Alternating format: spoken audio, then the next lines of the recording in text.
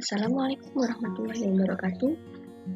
Kami dari kelompok 3 yang beranggotakan Imart Ayu Anindya dan saya, Intan Widianti Savitri, ingin mempresentasikan tentang proses public relation. Sebelum kita menginjak proses public relation, saya akan menjelaskan sedikit tentang pengertian dan tujuan dari public relation. Pertama yaitu pengertian public relation. Public relation merupakan fungsi manajemen untuk target tertentu yang sebelumnya harus mempunyai program kerja yang jelas dan rinci, mencari fakta, merencanakan, komunikasikan hingga mengevaluasi hasil-hasil apa yang telah dicapai. Seperti yang sudah dijelaskan sebelumnya, pada dasarnya kegiatan ini itu merupakan suatu usaha untuk mewujudkan hubungan yang harmonis antara perusahaan terhadap publiknya. Dan yang kedua yaitu tujuan. Tujuan paling utama dari public relation adalah untuk mempengaruhi perilaku orang dengan secara individu maupun kelompok dengan melalui dialog di antara semua golongan, yang mana persepsi, sikap, serta juga opininya sangat penting terhadap suatu kesuksesan pada suatu perusahaan.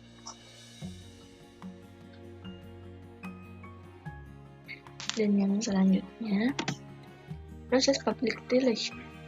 Proses yang pertama yaitu penemuan fakta atau penelitian. Pada tahap ini diarahkan pada usaha pengumpulan data terhadap sasaran komunikasi. Maksudnya yaitu mencari atau mengumpulkan fakta-fakta dan data-data sebelum seseorang melakukan suatu tindakan atau kegiatan yang berhubungan dengan publik. Adapun beberapa cara untuk pengumpulan data di sini. Yang pertama yaitu metode survei dan polling, kedua yaitu wawancara, dan yang ketiga focus group discussion. Yang pertama, kita akan membahas tentang metode survei dan polling. Metode survei merupakan metode pengumpulan data primer yang menggunakan pertanyaan lisan dan tertulis. Data yang diperoleh sebagian besar merupakan data deskriptif. Pada dasarnya, biasanya pertanyaan itu berupa kuesioner yang merupakan perpaduan dari pilihan ganda. Dan yang selanjutnya, polling. Polling ini berkaitan erat dengan tata cara terjun di antara subjek penelitian dengan memberikan sejumlah pertanyaan. Polling di sini mencatat opini atau suara publik sehingga dapat mengumpulkan data umum tentang tren, aliran atau pola terbaru dari opini populasi dengan mengajukan serangkaian pertanyaan dan kemudian mengeneralisasikan hasilnya atau menghitung hasil untuk mencapai kesimpulan dari suatu penelitian tersebut. Dan yang ketiga yaitu metode wawancara. Wawancara sendiri ialah metode penelitian yang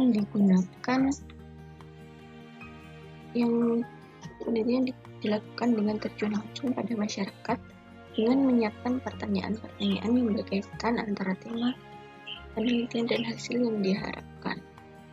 Selanjutnya yaitu focus group discussion. Focus group discussion berarti suatu proses pengumpulan data dan informasi yang sistematis mengenai suatu permasalahan tertentu yang sangat spesifik melalui diskusi kelompok. Dalam pelaksanaan focus group discussion dilakukan dengan cara berdiskusi dengan para narasumber di suatu tempat dan dibantu dengan seseorang yang memfasilitatorkan pembahasan mengenai suatu masalah dalam diskusi tersebut.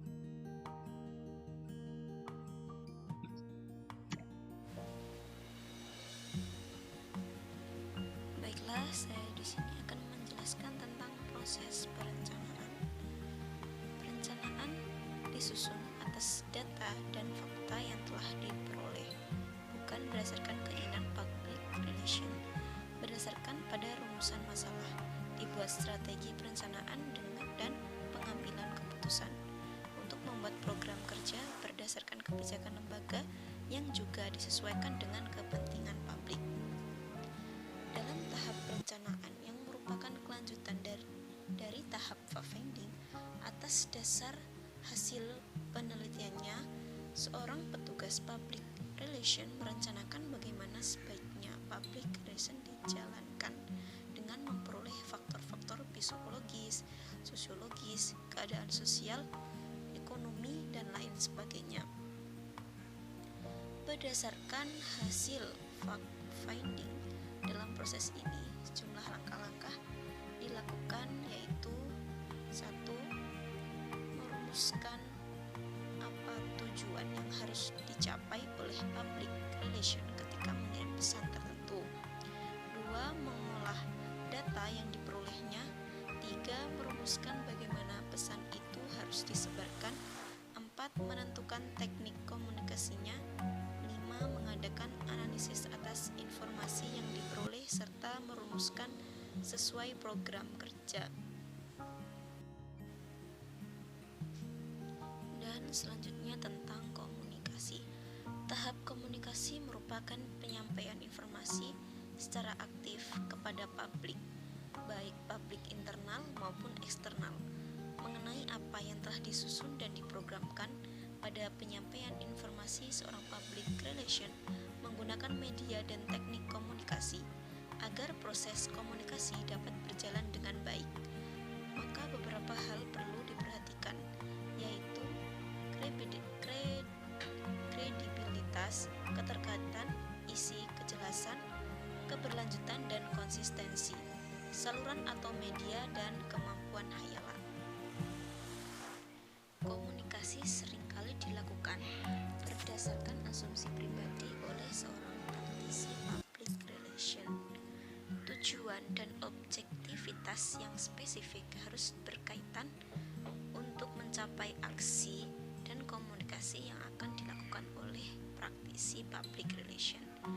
Ia harus mampu mengkomunikasikan pelaksanaan program sehingga dapat mempengaruhi sikap publiknya yang kemudian mendorong mereka untuk mendukung pelaksanaan program tersebut.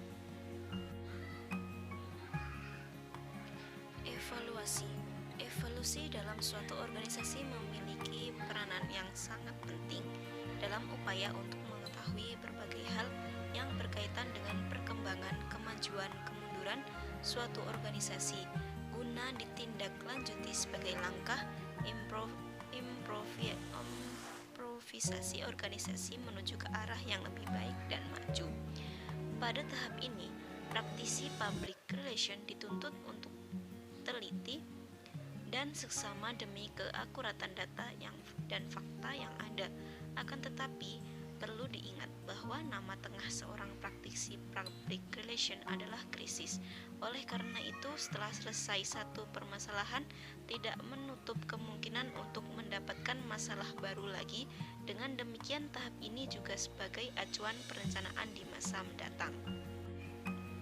Tentunya, evaluasi akan sesuai dengan apa yang diharapkan apabila pelaksanaannya dilaksanakan secara kontinu dan mempertimbangkan accountability. Apabila hal tersebut tidak dilaksanakan, maka dalam pelaksanaan evaluasi selanjutnya akan mengalami suatu kendala, khususnya dalam upaya pengembangan organisasi. Tujuan utama adalah untuk mengukur keefektivitasan proses secara keseluruhan, mencakup penilaian, persiapan, pelaksanaan, dan hasil program. Saat program sedang dilaksanakan, dibuat penyesuaian berdasarkan evaluasi umpan balik tentang bagaimana program berjalan. Mungkin cukup sekian dari kelompok kami. Apabila ada kekurangan, mohon maaf yang sebesar-besarnya. Wassalamualaikum warahmatullahi wabarakatuh.